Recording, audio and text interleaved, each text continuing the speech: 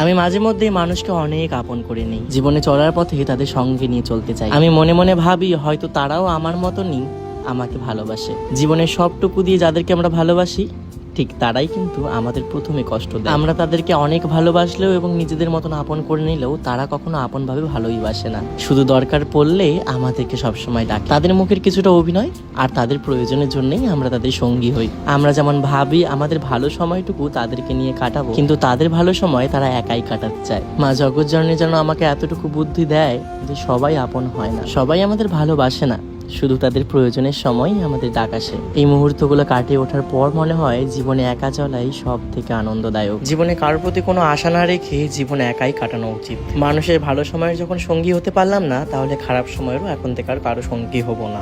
নিজের জীবন নিয়ে নিজে একাই খুশি থাকবো।